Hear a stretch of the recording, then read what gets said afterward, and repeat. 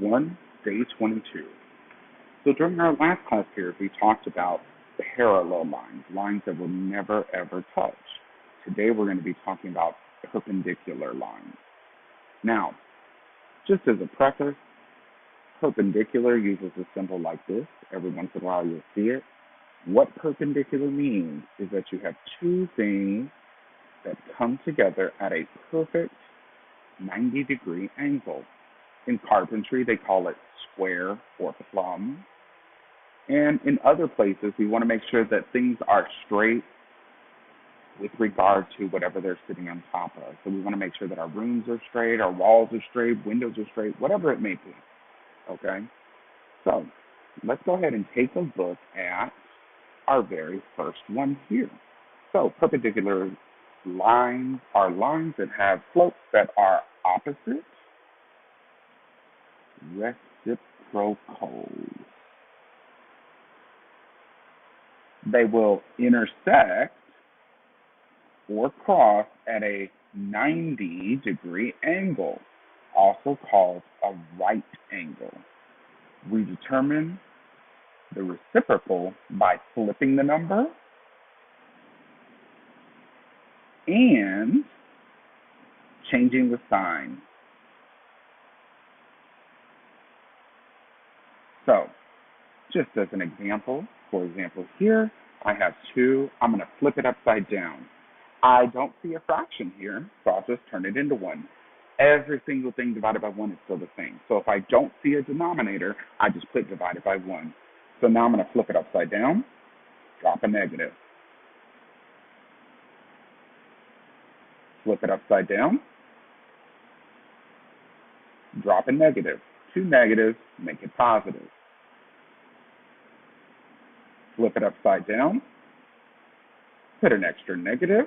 2 negatives make a positive. Flip it upside down, add an extra negative. 2 negatives make a positive.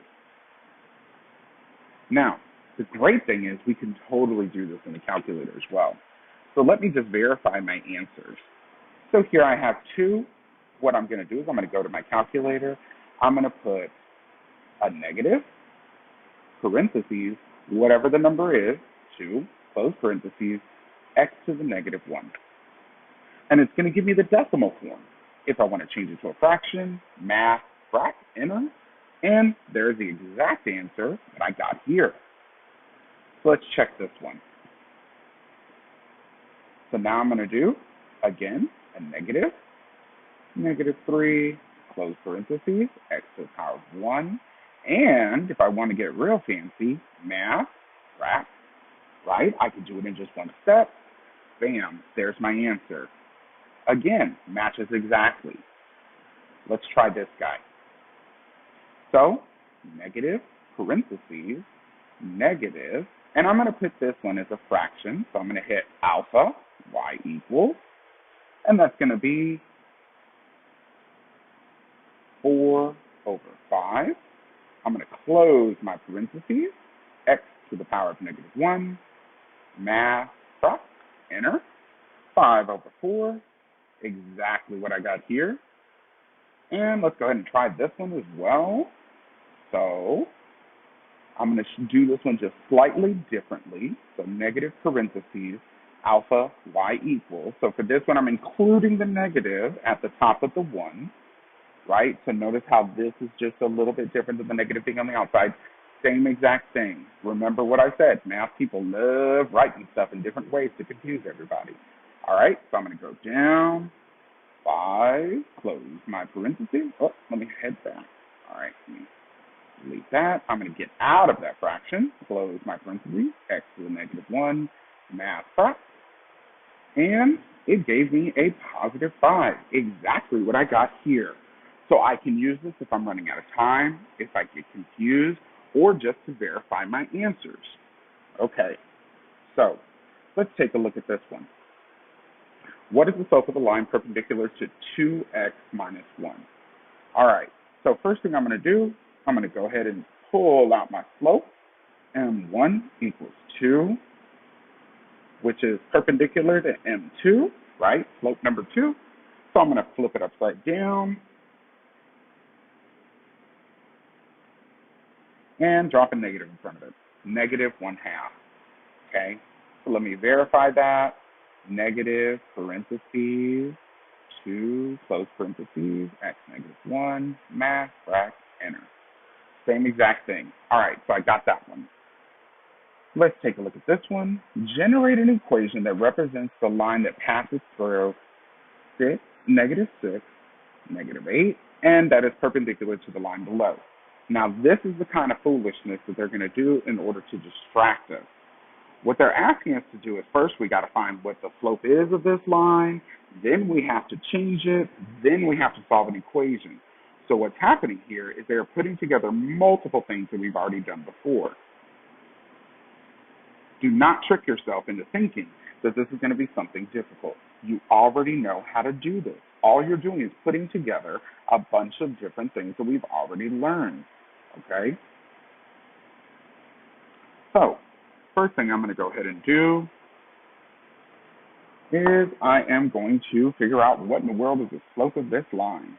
So, I'm going to pick 2 points. Remember what I said. I really enjoy picking y-intercept, x-intercept only because it usually counts it for me. So let's go ahead and try that. My slope is change in y over change in x. So I'm going to start up here at my purple x. Let's count. 1, 2, 3. So I went 3 down. 1, 2, 3, 4, 5, 6. 6 to the right. Okay. So they told us negative 1/2 is my slope. I need to take that, flip it upside down, change the sign. So first thing I'm going to do is I'm going to say this is my M1, M2, which is going to be perpendicular. We're going to flip it upside down, put an extra negative, 2 negatives make a positive. Let's simplify, that's a 2. So my slope is 2, okay? Now, I want to just verify that. And I know that over here was negative 1/2 and the original one was 2. So these are always going to be perpendicular to each other. So I already know the answer should be positive 2, just like I got. And what I'm going to go ahead and do is I'm going to go ahead and plug it in anyways. I'm going to say negative alpha y equals fraction negative 1 over 2 close parentheses, x negative 1, math fraction, and gave me a 2. So I verified that that is indeed the correct answer. So now what I need to do is I need to go back and I need to figure out what is the equation in its entirety. Okay, so let's go back and do that. I'm going to clear up a few things just so I have a little bit more space to write. You know, Mr. Carmona likes to write really big. So I'll move this guy out of the way. Move all this out of the way. All right. So we got that. Okay. So my slope for my perpendicular line is positive 2. And I have a point. So now I'm going to go ahead. I'm going to first grab my equation, y equals mx plus b. Let's start identifying all the different pieces that I can plug in. So, of course, I have my slope. Whatever my domain value, x value is, whatever my y value, my range value is. And let's go ahead and copy those over. Negative 8 equals positive 2 times negative 6 plus b. I'm solving for b. So let's go ahead and start simplifying. I'm going to work on this parentheses first. Let's move this 12 over. And I find that, all right, so now that I have a b value for my equation, what I can do is I can plug this back in. So let me go ahead and clear up a little bit more space. Okay, so I'm going to highlight that b value in black here. Let's go ahead and rewrite that equation. Now remember, we could have also done this process using point slope. We could have done a lot of different things. So what I'm going to go ahead and do now is I'm going to plug all these guys in. So here's my b, my slope. All right, y equals 2x plus 4. And there I have my equation. This is going to be exactly perpendicular to the line that I have on my graph. Now, what I want to do is I'm going to very quickly graph this just so we can see what that looks like. Okay, so y equals 2x plus 4. So I'm going to start here at 4. And I'm going to go up 2 over 1, up 2 over 1, up 2 over 1. And then I'm going to go down 2, left 1. And I'm going to keep going until I run out of graph. All right, so now that I've run out of graph, I'm going to connect all my points. Here's my line. I'm putting my arrows just in case anybody's suspicious that it doesn't go on forever. And if you look at these two lines, you will most certainly notice that is a perfect 90-degree angle.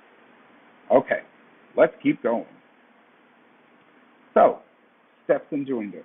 First, calculate the slope of the line and find the opposite reciprocal. Substitute my slope, m, and my ordered pair, x comma y, always in that order, into my equation, y equals mx plus b. We're going to multiply, and then we're going to isolate b using my inverse operation. And this is going to be my y-intercept. We're going to rewrite my new equation to include my slope that I already discovered, as well as my new y-intercept. All right, so let's take a look at another example. So here it says, generate an equation that describes the line that passes through this point. Let me go ahead and circle that. And is perpendicular to the line represented by this guy. Okay, so they're really taking it super far now. So what they're doing here is they're asking us to perform multiple things that we already know how to do. So that's totally fine because we can do it. We're smart. So of course, anytime I see standard, which is my ax plus by equals c, and I'm changing it to slope intercept, y equals mx plus b, always, 100% of the time. Exciting move. Great divide. Every single time. All right, so let's go ahead and take that original equation. 5x minus 4y equals negative 8. Okay, so I'm going to do exciting move, great divide. I need to get this y by himself because I'm looking for y equals mx plus b. So first thing is I'm going to get rid of whoever is not touching my variable. So 5x, let's move you over. Negative 4y equals negative 5x minus 8. That was my exciting move. Let's do my great divide. Whatever number is attached to the variable that I'm talking about, I'm going to divide everybody I see by that. Two negatives make a positive. Two negatives still make a positive. And I now have an equation that is perfectly perpendicular. Oh, no, actually, sorry. Now I have the original equation. Okay, we still need to do second step. I got ahead of myself here. All right, so I have the equation now. Let me clear up just a little bit of room.